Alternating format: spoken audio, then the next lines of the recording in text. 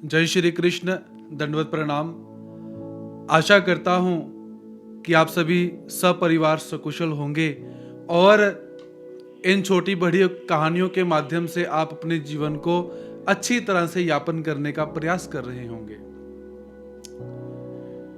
किसी ने क्या खूब कहा है, जिसका मन मस्त है उसके पास वाकई में समस्त है।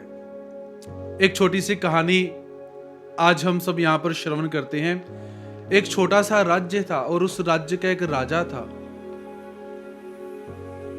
राजा बहुत ही अच्छा और अच्छी तरह से अपने राज्य का संचालन कर रहा था, किंतु दुर्भाग्यवश उसका जो पुत्र था वो पुत्र कुछ अच्छा नहीं था, कुसंग में पड़ चुका हुआ था, जिसके कारण राजा चिंतातुर रहता था कि मेरा जो पुत्र है, ये पुत्र कुसंग में पड़ चुका हुआ है, इसका मैं क्या करूं।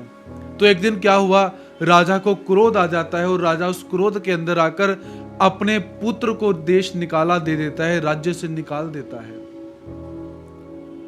राजा ने जब ऐसा आदेश दिया और उस पुत्र को राज्य से बाहर निकाल दिया गया, तो राजा के जो सैनिक थे, सेनापति थे, उन्होंने राजा को बहुत समझाया कि महाराज, इतना क्रोध करना अच्छी बात नहीं है, ये आपका राजकुमार है और आपको एक उत्तराधिकारी की आवश्यकता पड़ने वाली है, तो आप अपने पुत्र को बाहर मत निकालिए, राज्य से बाहर मत निकालिए। किंतु राजा ने उन लोगों की एक भी बात न सुनी।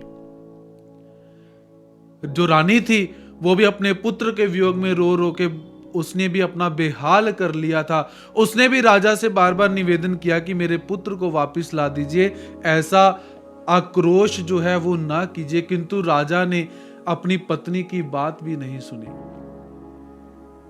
समय बीतता गया, समय के साथ साथ वो राजा बूढ़ा हो गया और जब राजा बूढ़ा हुआ तो सेनापतियों ने कहा कि महाराज, आप अभी वृद्धाप्य काल के अंदर चल रहे हैं, तो इस राज्य का उत्तराधिकारी कौन है। तो राजा अपने पुत्र का स्मरण करता है और आज्ञा देता है कि जाओ मेरे पुत्र को ढूंढ कर लाओ, वो जहां पर भी हो। सेनापति सेना की एक टुकड़ी को लेकर निकले, गांव गांव जाना शुरू किया, अब ढूंढना शुरू किया और दैव योग से वो पुत्र जो था उनको मिल जाता है।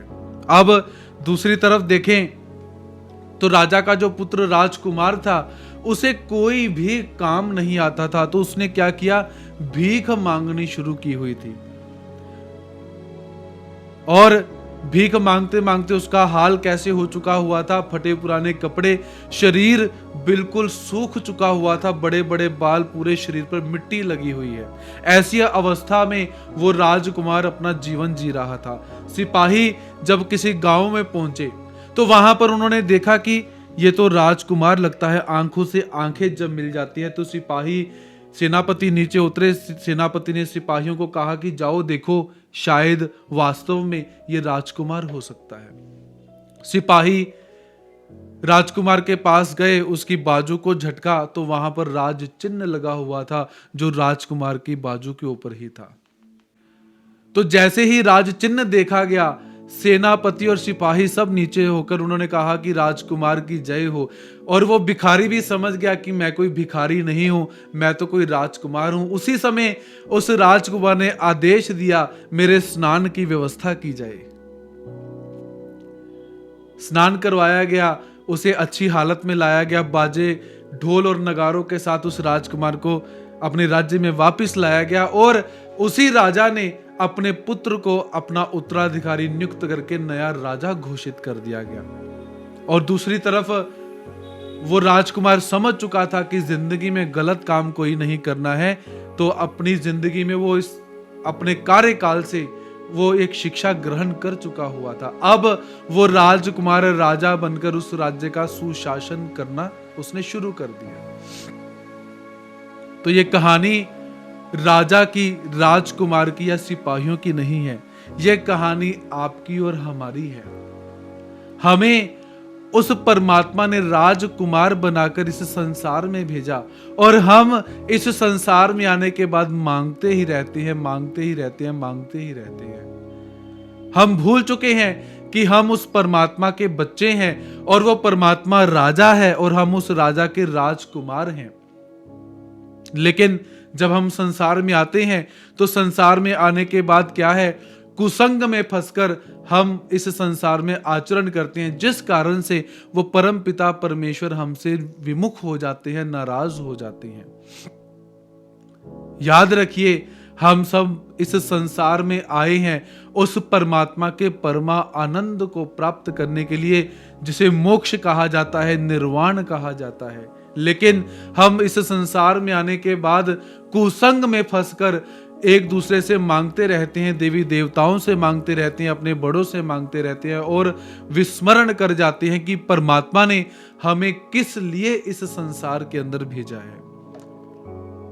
तो यहां पर हमें आत्मचिंतन करने की आवश्यकता है कि वो परमात्मा कौन है और हम कौन हैं। क्या हम लोगों का जन्म इसलिए हुआ है कि हम भटकते रहें, एक दरबार पर जाएं, दूसरे दरबार पर जाएं, तीसरे दरबार पर जाएं, यहां से मांगे, वहां से मांगे, यहां से मांगे और भौतिक साधनों के अंदर ही अपनी जिंदगी को समेट लें?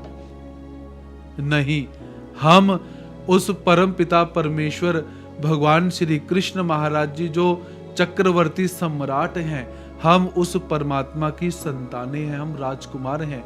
आप यदि ब्रह्म विद्या शास्त्रों का अध्ययन करते हो तो उसमें भगवान श्री चक्रधर स्वामी जी ने भी कहा हुआ है कि आप सब मेरे राजकुमार हो। तो क्या हम वास्तव में राजकुमार हैं? क्या हमारे कार्य जो हैं वो राजकुमारों के जैसे हैं? ये चिंतन करने का विषय है। तो इसी के साथ हंसते रहिए, मस्त रहिए, इन छोटी बड़ी कहानियों के माध्यम से अपने जीवन का उद्धार कीजिए और समाज में अच्छी सकारात्मक सोच का प्रसार कीजिए। इसी के साथ जय श्री कृष्ण, दंडवत प्रणाम।